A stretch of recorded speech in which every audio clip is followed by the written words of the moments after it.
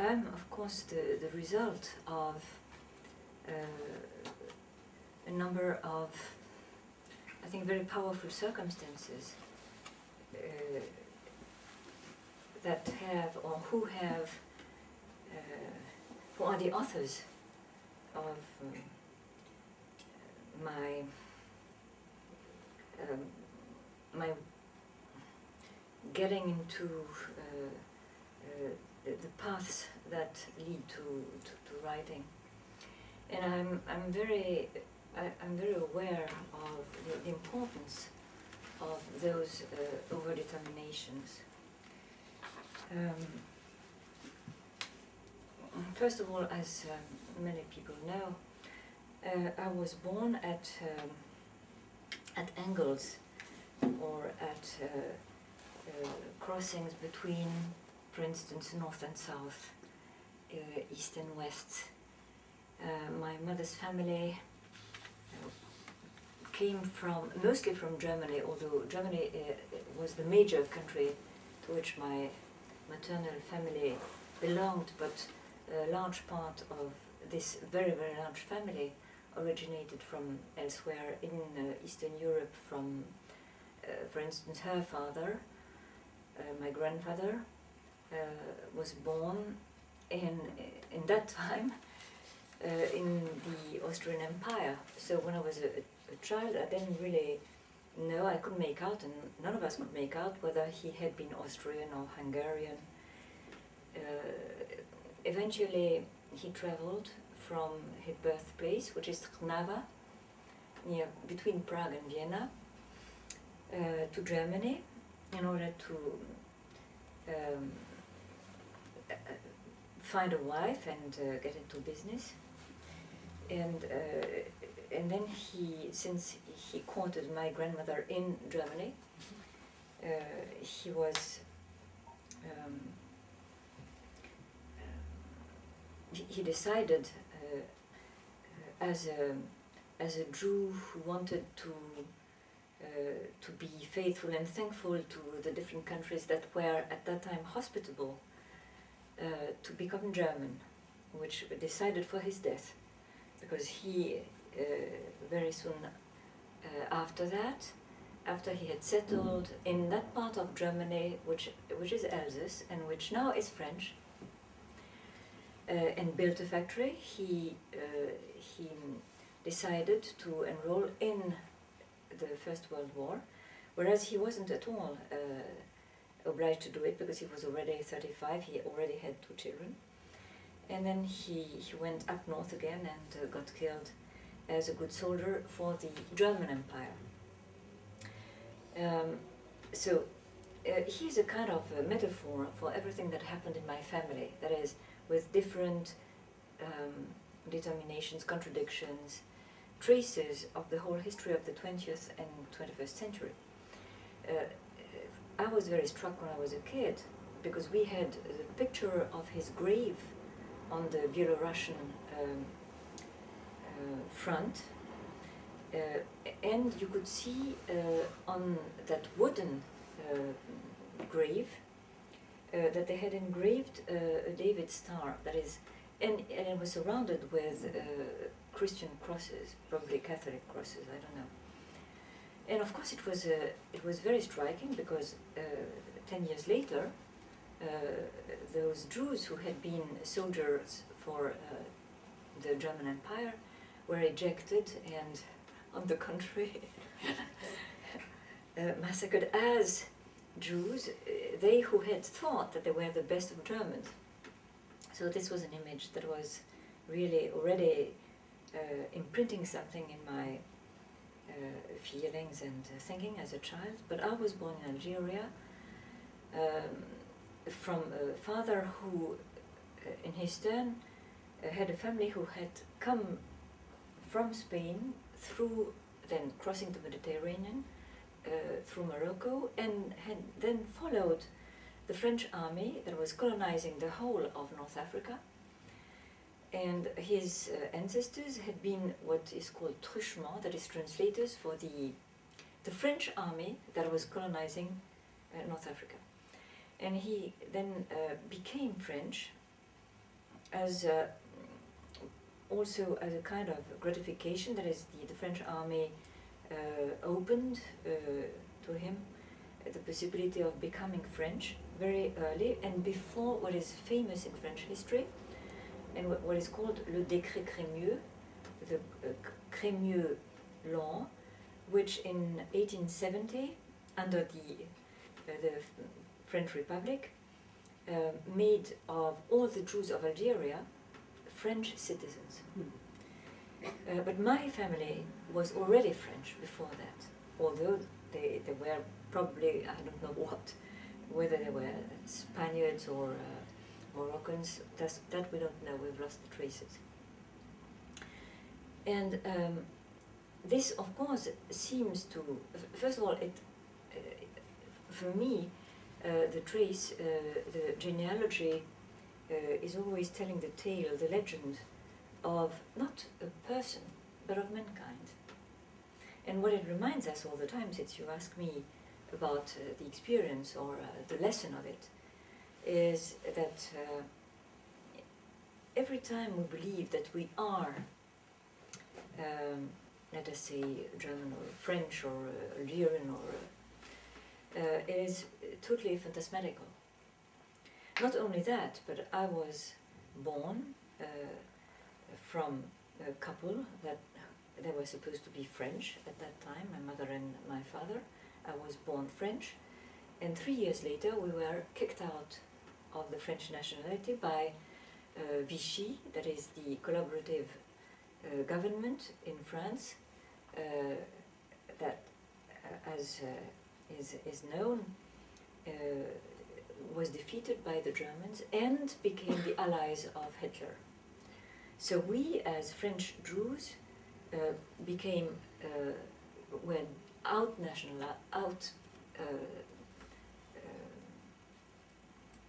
rejected out of the French nationality. We were without nationality at all, and we were the pariahs of the nation. Where at that time I felt that at last we, at least something of a tragic misunderstanding was suspended. There was a suspending, I thought, of misunderstanding for a short while, because we became equal in being outlaws to the Arabic, or to the what we call the Arabs in Algeria, who were devoid of rights, who were crushed by colonization. And for a couple of years, even though I was a baby, I felt that I was breathing at least the air of equality, which was most important for me and for my family. And then, since you come from America, if I can say so, the Americans landed in Algeria quite early, actually, in the war, in 1942, and we were re-Frenchified. But this, of course, is this experience, this trauma, which I lived rather on the side of experience and events that were almost picturesque, whereas my parents, who were, of course, adults, suffered tremendously. Although deportation could not take place in Algeria for purely concrete reasons. You couldn't get ships to pick up the Jews and send them to concentration camps, because simply the ships were, of course, all enrolled in the war. So we simply were uprooted, but on the spot. My father couldn't practice medicine anymore. I didn't. I was forbidden to go to school.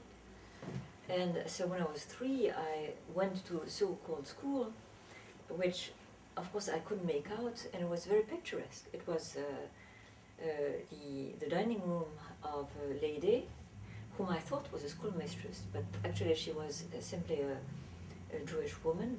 Maybe she was a schoolmistress in reality. And so there were a number of rows of children. The elder ones were in front, and we were in the back with my brother. And I realized that this corresponded, each row corresponded to a different form. So the older children were learning something that was called the adjective, which for me was a magic word. And we were simply copying O's and I's. So it made me speed through the different stages of schooling, and of course of thinking about what it is to be an alien.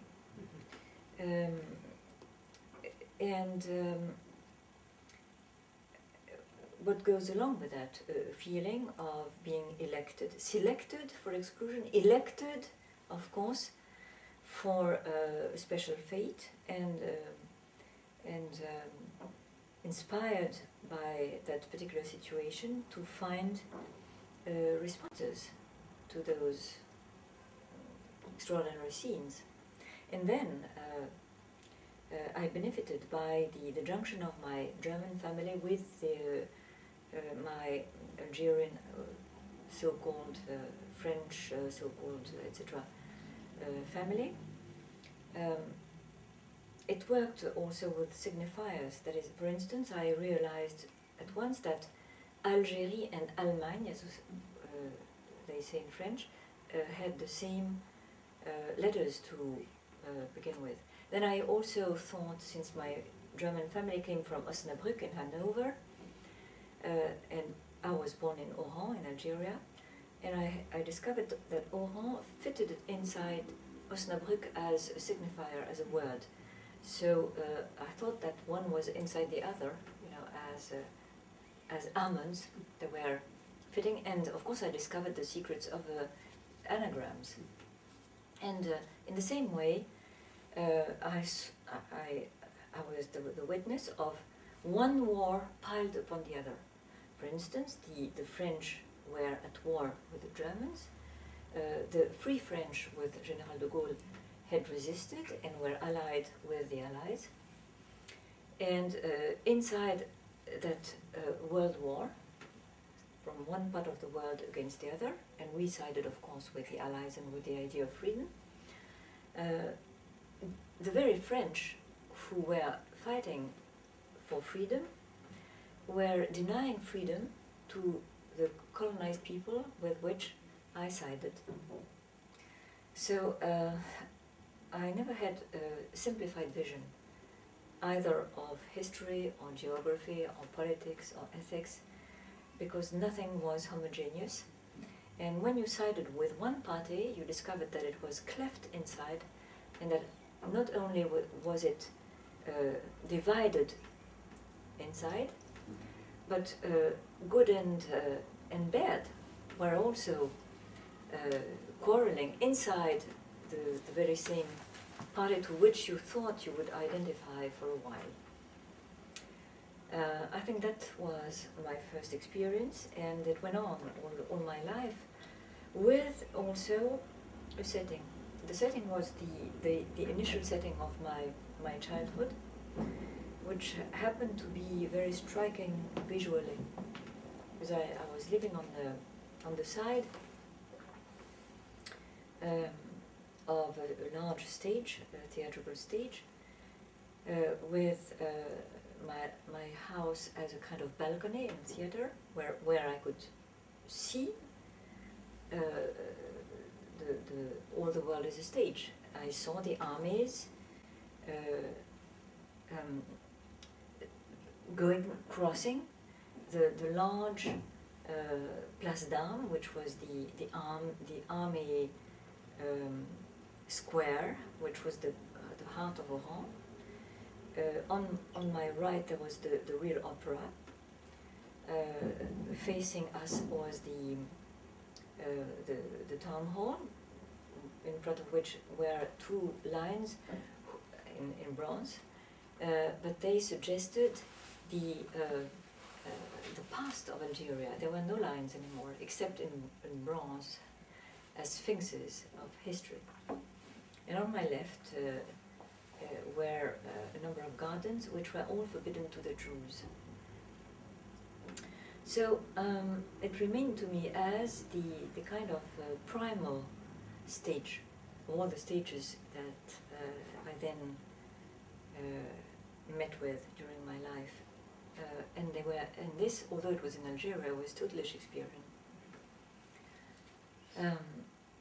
As for my parents, fortunately, because they might have been different, but both of them were very liberal-minded.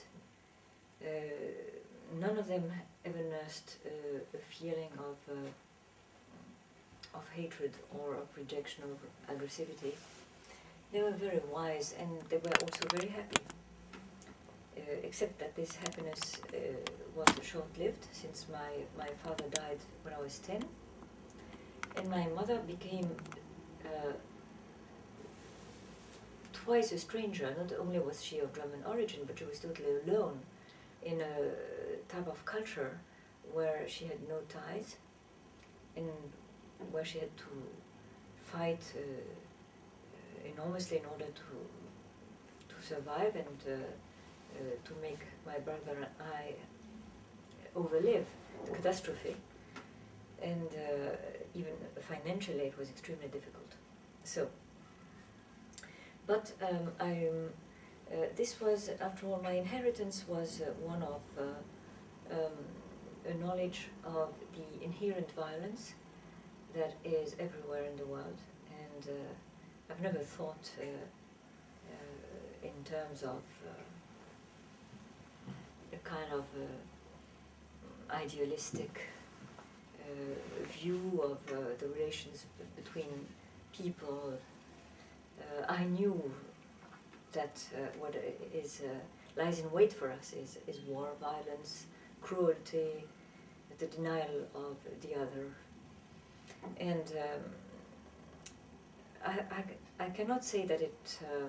so I've never had, for instance, illusions, or so I've never been deceived either.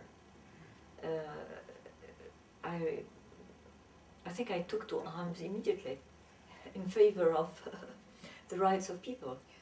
Yes. But my arms, of course, were artistic.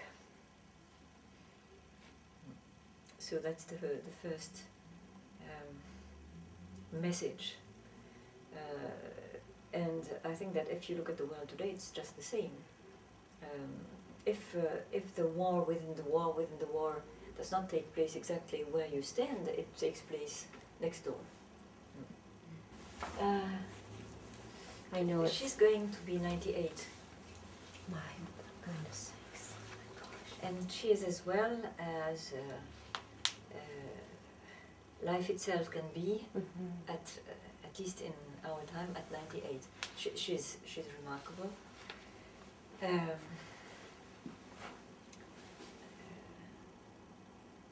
She does everything she can to go on, because she is a woman of duty and of life.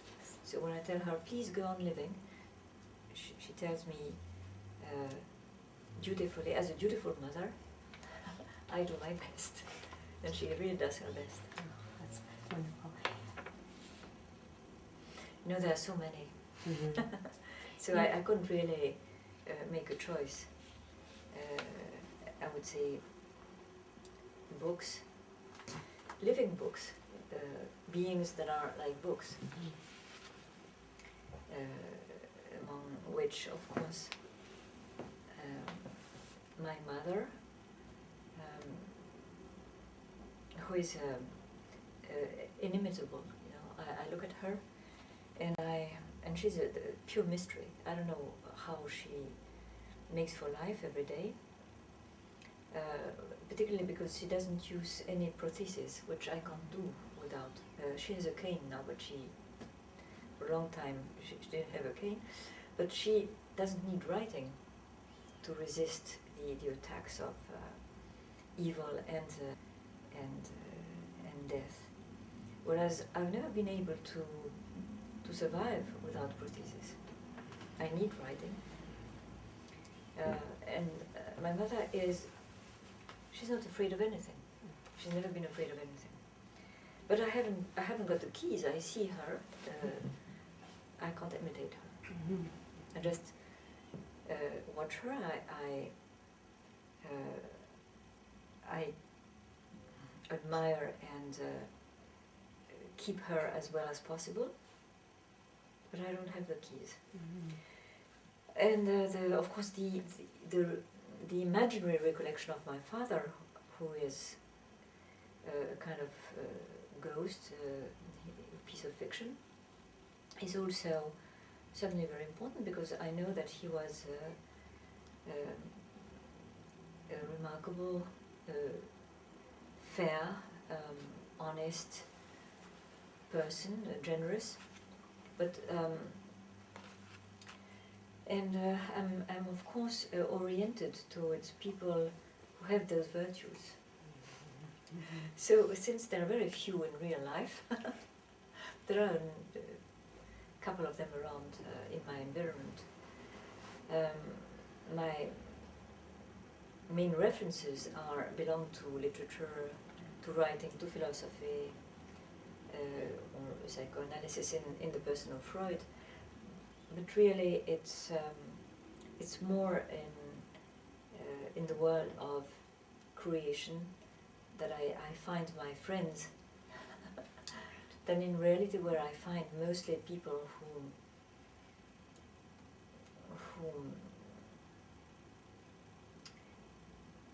have to, well, either if I look at the political scene, they're mediocre, or worse. And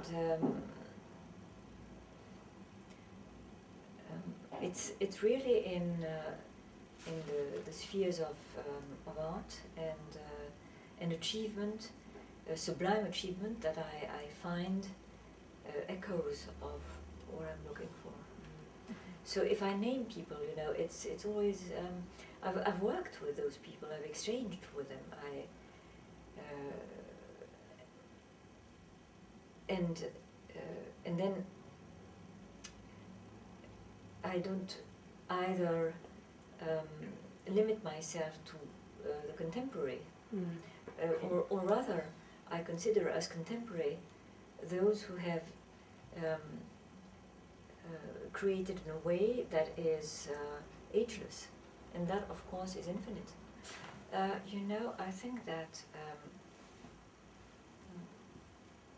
I think we learned from each other first, because we developed in parallel ways and in the same time, and with different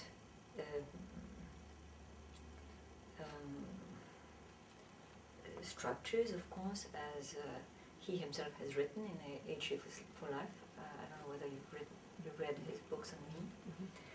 Mm-hmm. Of course, this friendship and parallel creation and this permanent exchange for 40 years is I think it's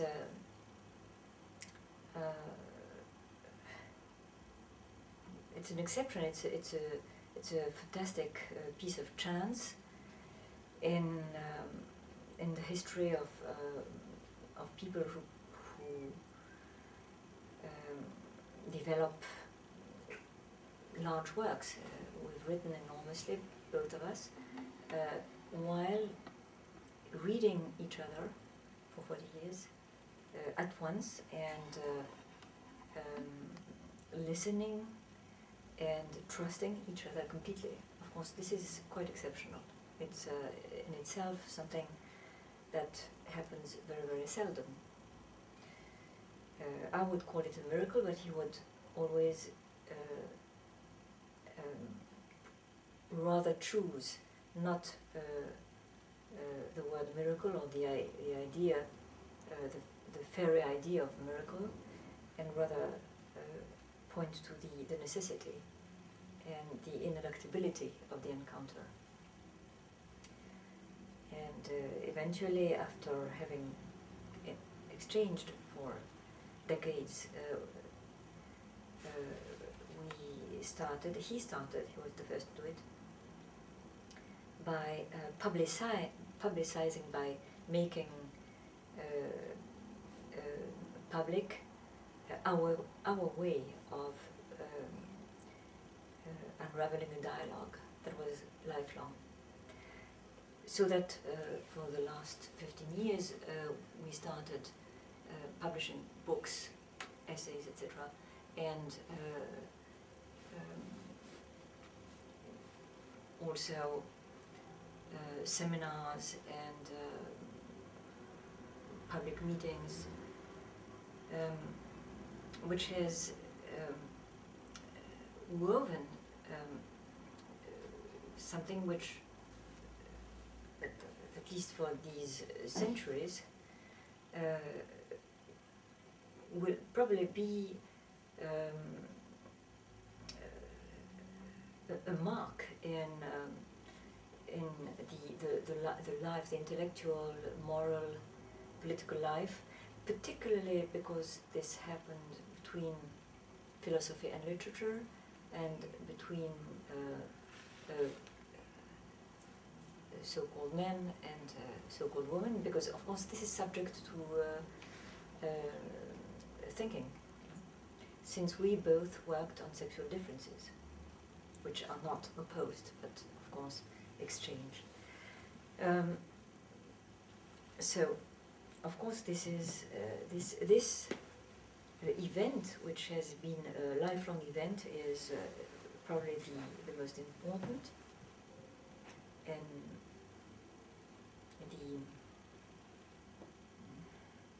what will remain in our archives. But then I also have had a long exchange and a creative experience with Ariane and the Théâtre du Soleil,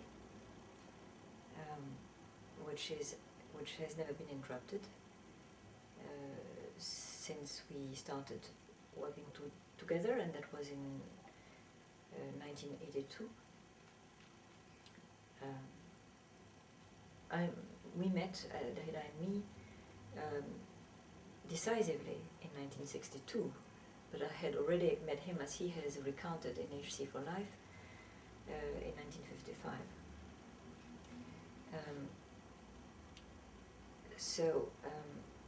As regards the theatre part of my life, which is quite important, I've always shared it with Ariane.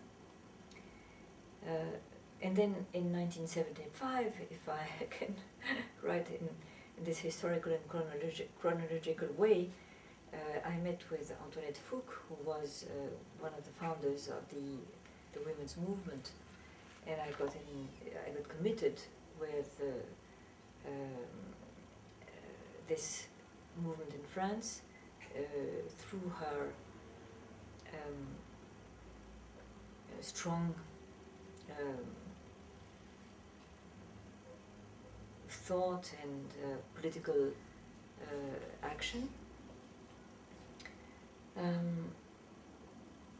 So these are persons with whom I've had encounters that have had consequences, but mostly, of course, since I'm mostly on the side of art,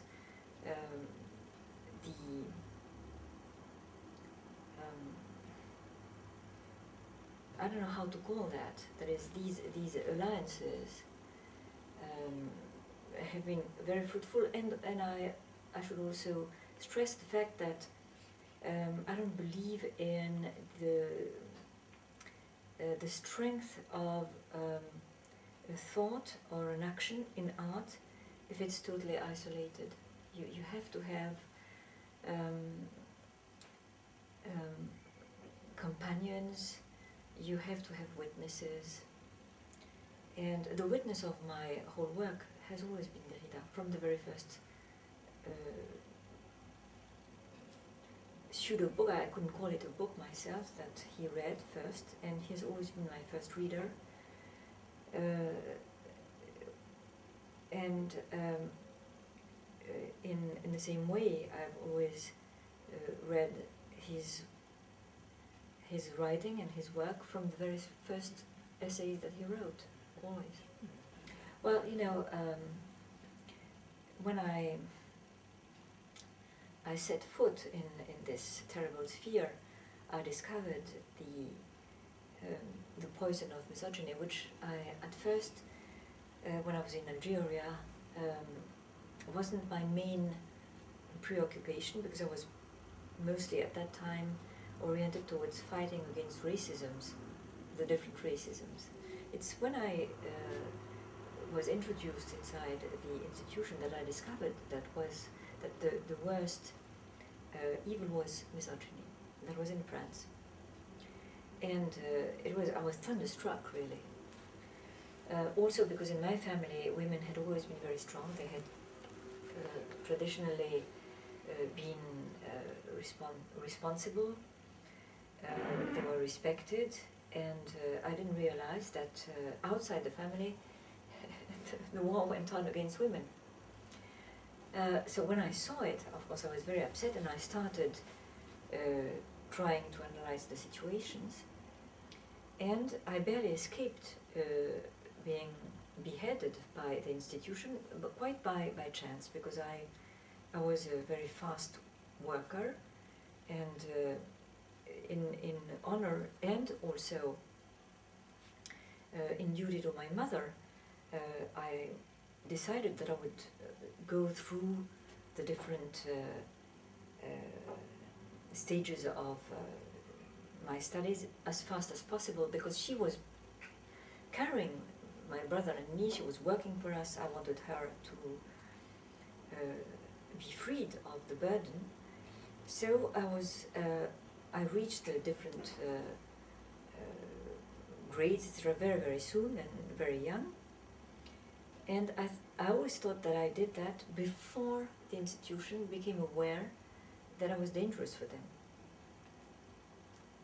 Because I was so young, and they didn't make me out immediately.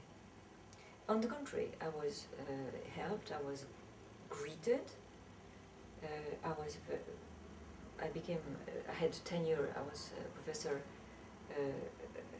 before I was 30 in the institution, but what I saw was everywhere misogyny and tyranny, the worst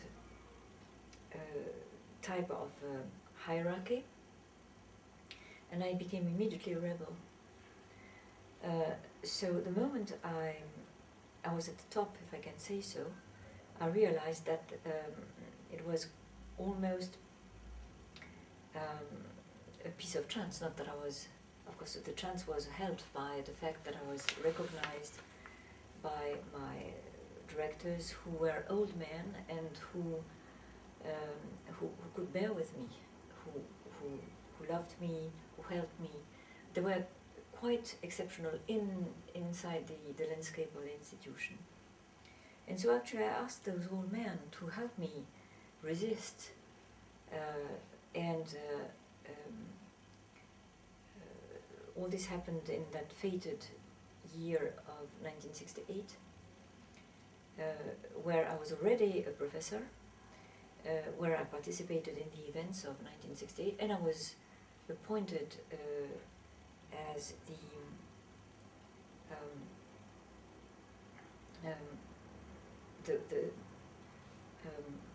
the monitor of the creation of Paris VIII as an experimental university, which I myself designed, and for which I asked Derrida to be my counselor and my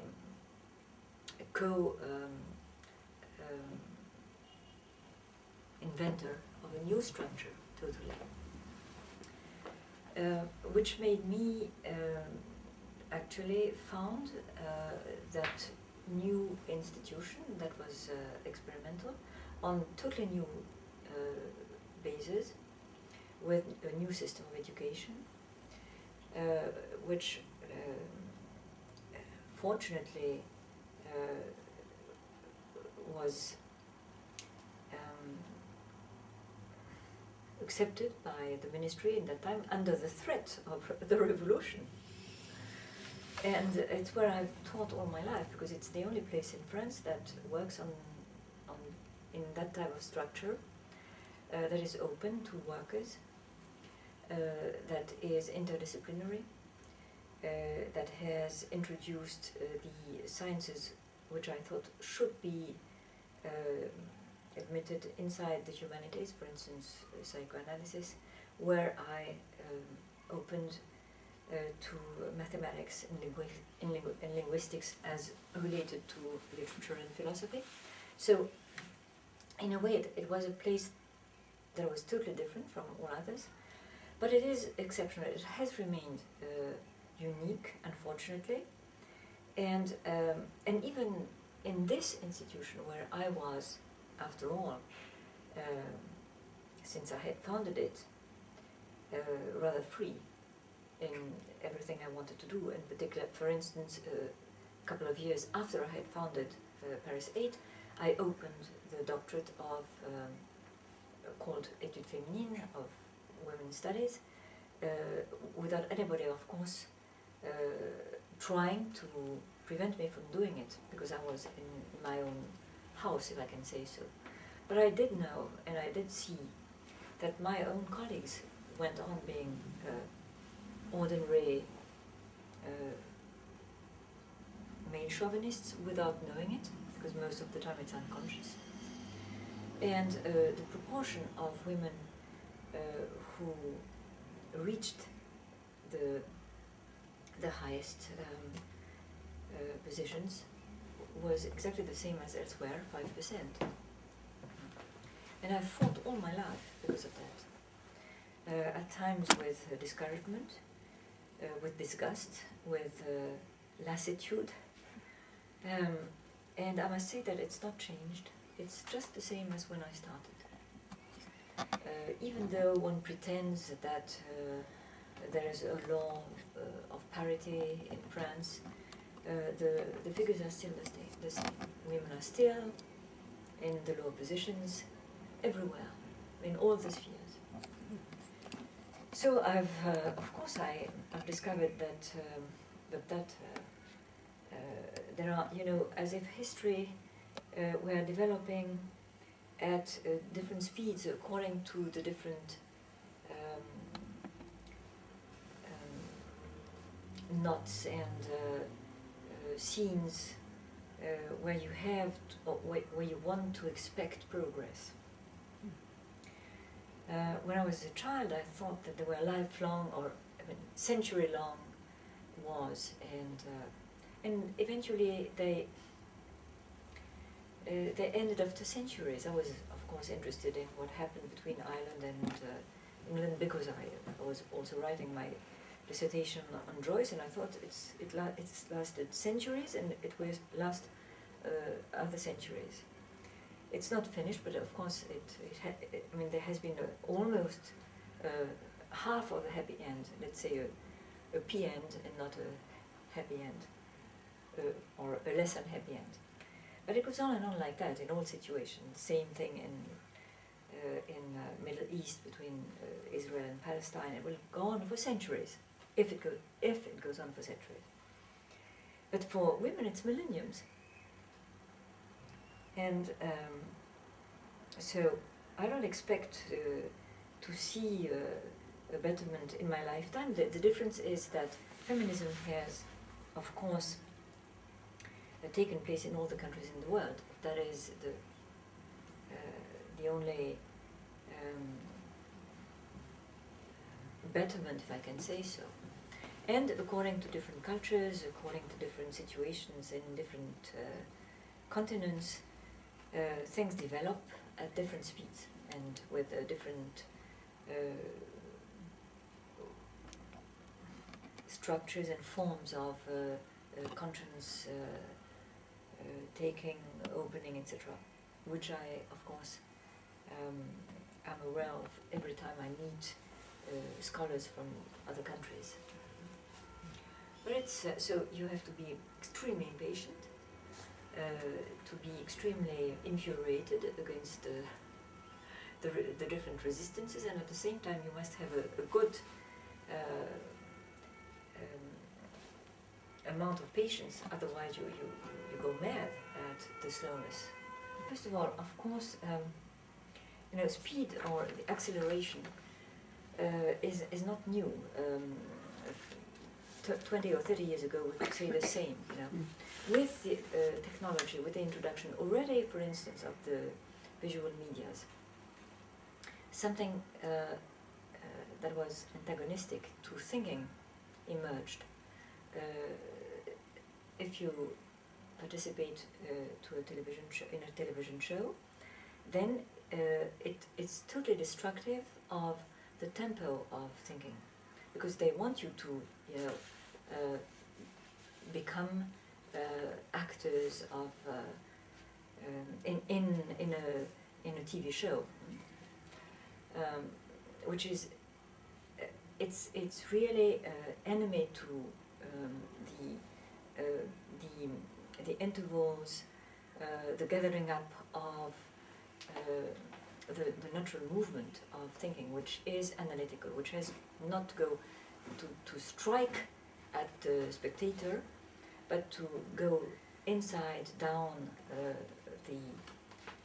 the labyrinths and caves of analysis and thinking. So,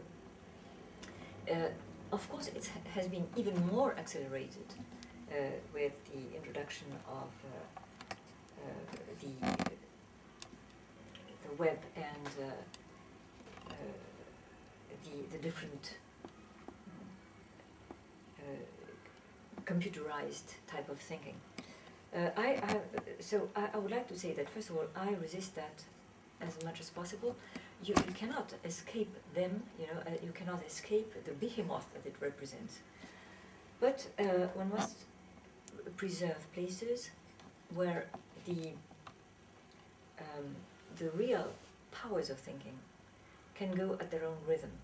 So you can do that in your seminars, in places at school and in places of gathering, where you save the music of thinking, and or the acting or the painting, which of course the factor of which is time, duration. I usually use one word to try and describe what I do with my scholars. When I teach my seminars, it lasts a day, a complete day. So we spend a real unit of time together. Not only that, but you cannot expect anything of a ripening if you don't have more than a day, more than a month, more than a year, in all different genres of creation and development. And actually, let's take the example, for instance, of the theater, of Le Théâtre du Soleil, which also performs not only on the stage, but as a school to make young people become actors. It takes years. It takes years. While they look at what is happening, they try, they rehearse, they're green, they're bad, they don't succeed, and after 3, 4, 5 years, suddenly you have a great actor on the stage. And this is through mellowing, through imitating, through trying and failing and overcoming failure, etc., etc. This is concrete. There you have examples. But in the intellectual sphere, it's the same. You need to try. Of course, you need to acquire all the different tools. You cannot read a text. I mean, unfortunately, everybody thinks that you can read a text as a newspaper. It's another world. A real text that requires thinking over needs an enormous amount of time and rereading. You have to reread a text 10 times or 100 times, and and have tools. And those tools are different. They are linguistic tools, they are philosophical tools, sociological tools, historical tools. You must be the beginning of a scientist in many, many, many sciences of language and humanities. So, first of all, the first thing is that you have to tell your students that and it's not to threaten them, it's the contrary, it's to reassure them. If they don't understand anything, thank God, because it's impossible to understand at first sight, and it is not possible to expect understanding at second sight. It has to be studied like a Bible, but a Bible that is telling you about yourself and the world today. So I call that reading. But reading is it's both being a carpenter, it's being a biologist. That is, you have to use a microscope. You have to understand what a word is, what a sentence is, what a message is, and for this you need time, and you also must understand that when you read a book, it's also a metaphor. That is, you have to read the world as if it were a book, and a book as if it were the world. If you take the underground or go and walk in a street, it's a book. Everything has to be read, and it's a world of signs, and these signs make for poetry, for maybe a vision, which of course filmmakers know about,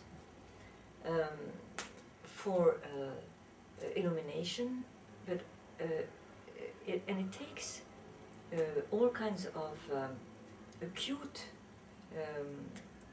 perceptions, minute analysis. You have to look at details, and through the detail, as through the keyhole, look at larger perspectives. So this is the way I myself proceed, and I train my scholars to do the same. And also going through languages. I was telling you about translation. When I work on a piece of writing, whatever it is, I tell my scholars, who anyway come from different countries, speak different languages, etc. I teach in French, but I tell them, I remind them that if it's a piece of writing, it's being written in a language, and this language is at work inside the work, and the language itself, French for instance, in a French writing, is one of the authors of the text. So if we work in translation, then I ask them to go back to the original, use the translation, go back to the original, check, in order also to see how things displace themselves from one country to the other, one language to the other, find equivalence, lose on one hand and win on the other hand, and then to see through other versions in other languages. So we use 3, 4, 5 languages, of course on small fragments, so that they understand what happens. Also, because changing languages, you also change points of view. And if you read, for instance, Freud, I take an example, I've done that recently. I take one of the lectures of Freud, and we read it in French, in English, in German. The differences are huge. And the lesson is, careful, when you read Freud in French, you read French Freud. And the message is different, and the context is different, and then the inheritance is different, because the analysts in France, most of the time, have read Freud in French. So there are things in Freud that they don't know, and that they have to look for, because it's still lying in the German. There are pieces that are untranslatable, and usually when publishers and editors and translators are careful, they keep the untranslatable between brackets, and it's absolutely essential. You do that for Heidegger, you do that for Derrida. There are notes in my books, at the end of my books, in order to point to those pieces that are meaningful and that cannot find an equivalent in the other language. But then, of course, if I rewrote, I would myself not translate, but find the way to express what I want to get at in the other language, particularly. And also the way that in the academy so many teachers forget to tell their students that they are reading, particularly in the States, in English. Now, I have so many students, because I teach in the States very often, and I see some of the students totally forgetting, thinking that what they're reading is the text, you know, and so making comments on a sentence or totally forgetting that it's not, you know, what is the original. That, of course, is the responsibility of the teachers. Yes. Yes. Well, we're talking about that actually. Yes. That is, it is really research. It is really researching all the time. Not only it's searching, researching, and being fully conscious, or as fully as possible, that we don't know what we're looking for. We take a direction. We are triggered by desires, by hypotheses, and but we are going in unknown territories. You know, thinking that we know or that we're going to reach a name is, of course, the illusion. What we find is gradual. We advance, we discover, but we don't reach. And so it's endless, you know. It's of course it's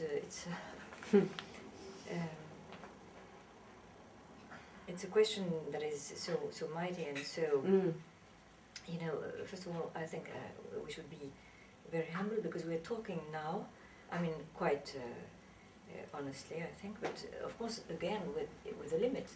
That is, I don't believe in, as I just said, in lightning speed conversions, or what has the speed of lightning is the sudden sign of the sudden discovery. What Freud would Freud, excuse me, I pronounce it in the German way. You know, would point as, for instance, a symptom, or Freud would or Joyce would call that an epiphany. That could be rapid, but it's only a sign of something that has then to be listened to, pursued, turned. You have to turn so many times round. For instance, since you talk about pain, round the wound, round the pain, because the pain is usually, it shouts, as Shakespeare has said, it has lips and it cries. But it doesn't explain what is its causes. It's blind. It is, and what makes it painful is that it inflicts itself on you, on the subject, as being passive. You suffering starts like in. I mean, part of it, or part of its nefarious aspect, is that we are passive. We don't know what to do with it. We don't know its name. We call it with a generic name: pain, or anguish. So, but I think that I'll say something that may sound paradoxical. Thank God there are pains and suffering, because the worst, the very worst, is when you don't suffer, when you don't react, when something is extinct, when nothing in yourself proves that you are alive. When you suffer, it's because you're alive. You can be dead, you know, even if you think that you're alive. You can be apathetic. You can be indifferent. So many people are like that.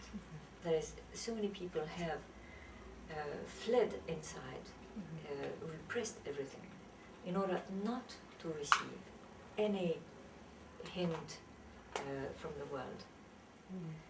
So when there is a trace of pain or whatever, or passion, it should be welcome because it's the door to discovery.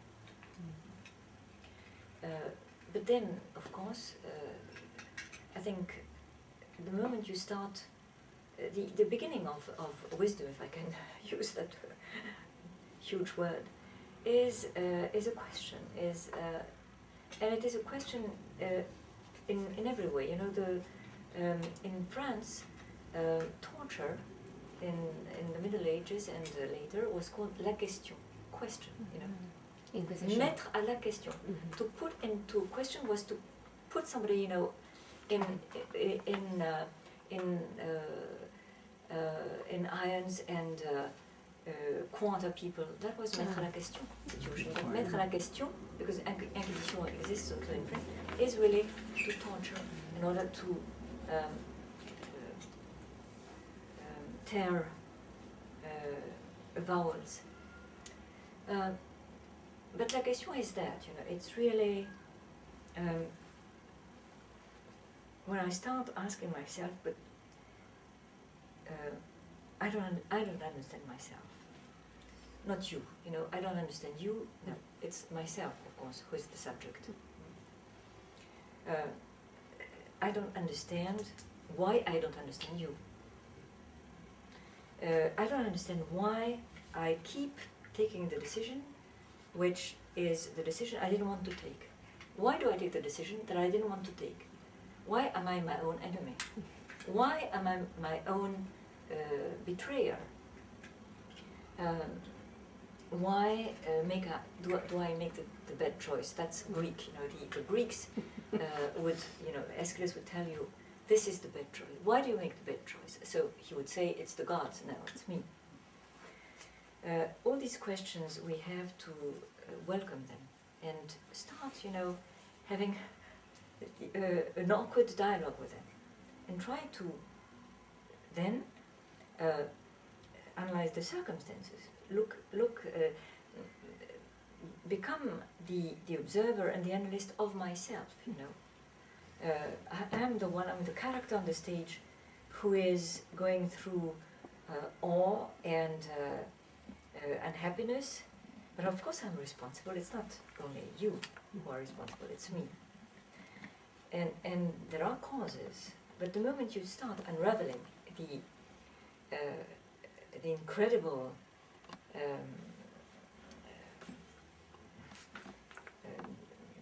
knots and packs of knots that is the mixture of the unconscious, the passion, also all the weaknesses who are so comfortable in ourselves, the fear, the cowardice, which is so current, the lies, because we're big liars. We don't want to admit that we are criminals, that we never admit, through cowardice. So it's a big struggle, but if we decide that, if we have an inkling that going through our own difficulties, our own also wounds, because we may have been wounded, we may have been victims of known or unknown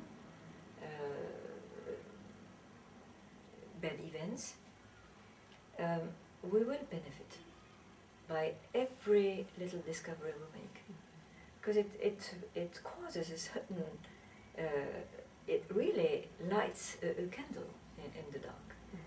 And the moment we were able to spot the place where it hurts and give it a name, which is poetical, we are, not that we're going to be cured, but we are much stronger. We become the allies of ourselves against against the worst part in ourselves. Of course, this is analytical in a way, but it doesn't mean that we have to have the help of a psychoanalyst it doesn't mean that we need absolutely a shrink, even though now and then it may be useful, but not necessary. But this is the ground on which literature is elaborated. It is what has made Dostoevsky write. It's the crime in himself, because if the criminal is in the book, it's of course it's inside. I think that history, first of all, history is it's a necessary field of inquiry. One has to inquire. Countries, particularly developed countries, where history exists as a science, because there are countries where it doesn't exist, are responsible of the degree of conscience. Not learning history is an insult, and it's a sin against development, against citizenship, etc. So I think that this is most important. But then one mustn't imagine that history is ideally written. Historians, in their turn, are subject to falsehood. It has to be checked and rewritten all the time. And one cannot either trust a single point of view. One has to, if you read history, for instance, written by the Germans, then you have to read history made by the French, made by the English, etc., and have comparative history. It's absolutely necessary. I know that even in Germany they have several traditions of history according to the regions, and they're taught differently according to the Länder. So I think that one has to be always aware that you have a polyvocity of, or multiplicity of points of view, which is essential. But then what about your own history? Yes. That, of course, is something that is every time a case history in itself. You know, it all depends on the person. I think that there are family archives that, of course, one cannot make a law of that, or compel people to be interested in their own history. If one is lucky and one can turn back to parents and grandparents or ancestry, and there are traces that are available, of course one should check them, because we are inheritors anyway of what comes before us, whether it is available and open or not. If it's hidden, then you get unconscious effects. There are you feel things. There are scars. There are secrets in the family that are not transmitted, but they have an influence. Exactly as there is a kind of, there are. Let me use the metaphor of genetics. Genetically, you receive a legacy from before, which you then have to cope with. So the more you know, the better you can mature and understand what you carry, even if you're not told. But what happens when you are cut from your origins, which happens, of course. But this, again, is every time you have to take care of what is given you to work with,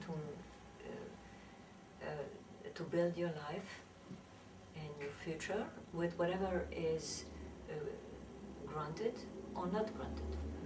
In that you have traces. My daughter has a daughter who was born in India, in an orphanage. She's Indian. She's very Indian. She's 9 now. And she is most interested. First of all, she declares that she's Indian, which is true. She also adds that she's also American, which is true, and she also adds that she's also French, which is true, and then she adds all the other currents and pasts that make her be a very specific human being with a number of inheritances that she has to welcome and make artistically her own self. So, of course, she turns to all those different cultures, including religious origins. And so I tell her, you're wealthy, you know, you're the child of the world. You can be interested in Hinduism, in Islamism, in Judaism, in Catholicism. Everything, you know, is yours. Now you're going to do something with it that you will be, of course, both you will benefit by this wealth, and you will invent a new form and new expressions. This, of course, is absolutely necessary. What is damaging is when you repress, when you reject, when you deny. But there, the circle around, whether it's the family or the school, must help. But she has a hard task because she, for instance, has to deal with, and I learn from her. She learns from me, I learn from her. She's dark-skinned, and in India, it's one doesn't always know, but it's a huge and wonderful and extraordinary country, but with dark sides. And the dark side is that it's terribly racist with those who are dark. And so she has to deal with being colored in the United States, being different in France, etc. So I tell her, you see, you are far ahead in culture and civilization because you are a witness of everything that is dealing with differences in every way. Yes. She has different moods, different moments, and she goes through them, and I'm sure it's going to be.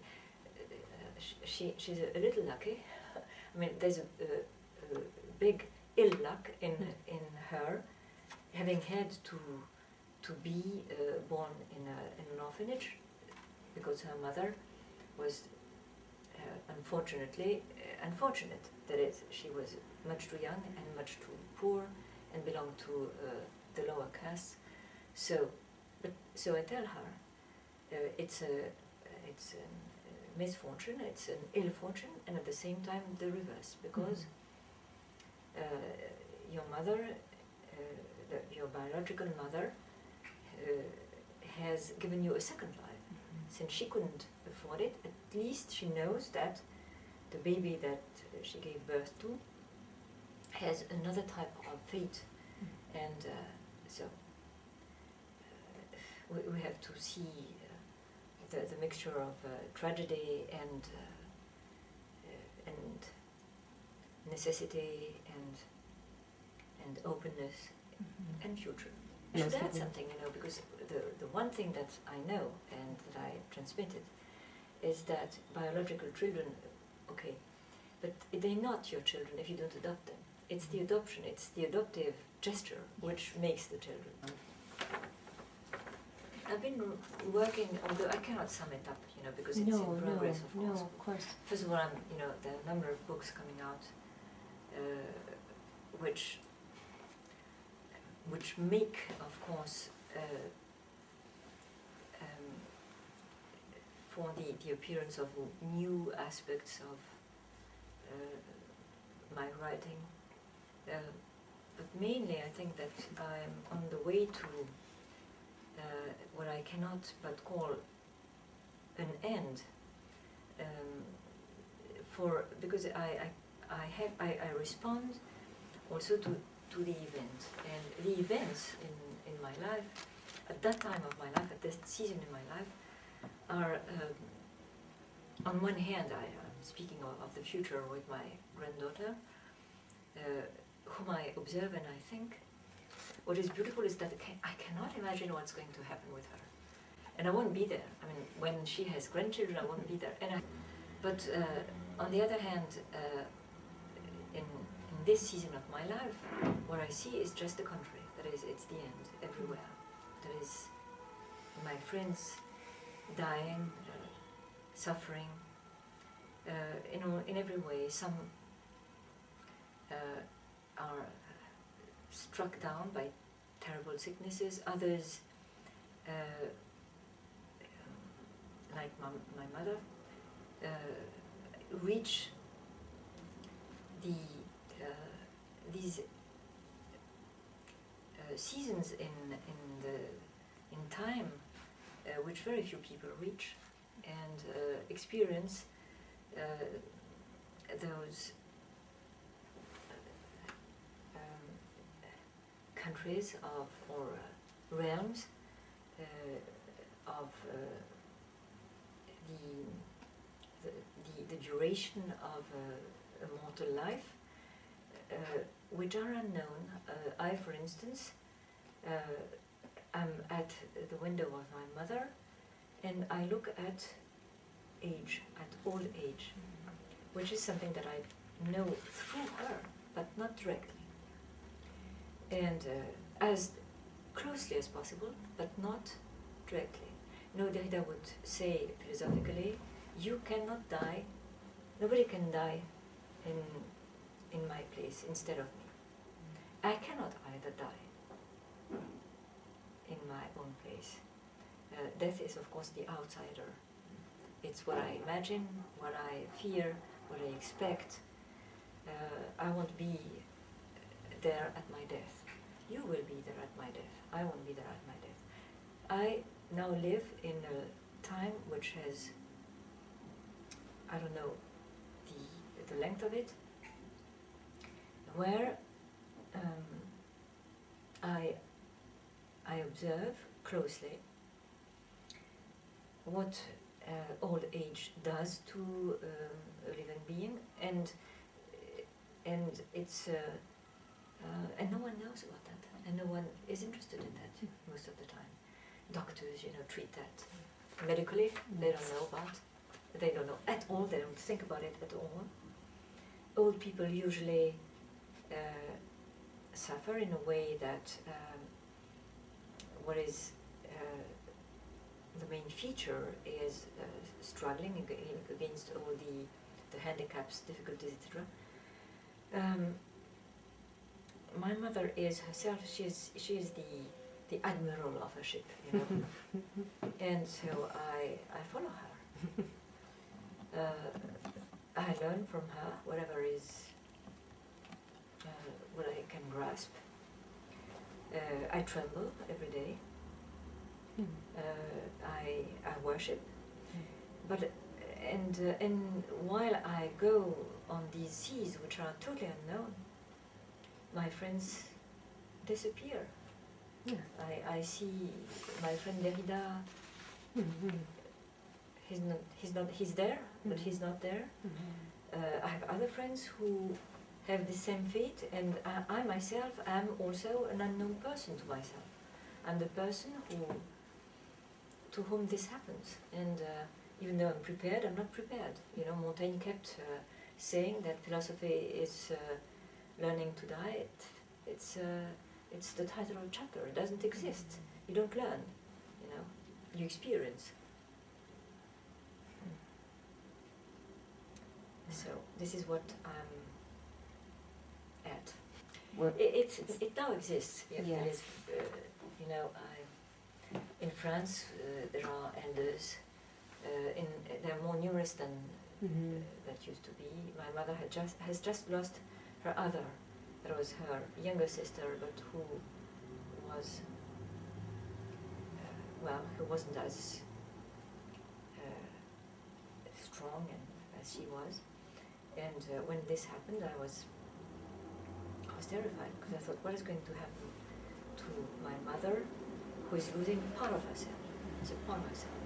Yes. And at the same time, we are now, of course, as we know, there are the social aspects of the thing. what do we do with our aged people? Where do we, put them in huts, in asylums, in whatever, Yes. It has always been there, the question, but it's becoming more and more threatening. But it's not. I mean, this problem is the outer frontier of what I live. That is, I've always followed the mysteries of love, birth, loss, whatever, and that which is happening. Books are most important since they're prophetic. For instance, when Proust writes, it's totally prophetic. He writes about old age. And reading chapters on the sudden metamorphosis that he witnesses is remarkable, because he hasn't witnessed this in reality. He has totally fantasized it, and it is true to life. So being accompanied by that is most important. It's an enormous help. It's not enough. Because really, books are better than people. But at the same time, of course, although they're full of voices, at the same time they're a bit silent, because people don't know how to hear the voices of the books. But I don't write autobiographies. As Derrida would say, it's he calls what I do hyper-realistic or fictional hyper-realism. Mm-hmm. It's true, because it's largely fictional, it's largely analytical. It's not, of course, simply mimetic of reality. Mm-hmm. For my mother, I'm a fiction writer, She doesn't believe a word of what I write. Yeah, that human beings have to be taught to be human. Mm-hmm. And they have to be taught by animals. You are the teachers. Mm-hmm. Mm-hmm. That's beautiful. Yes, you're beautiful, you know it.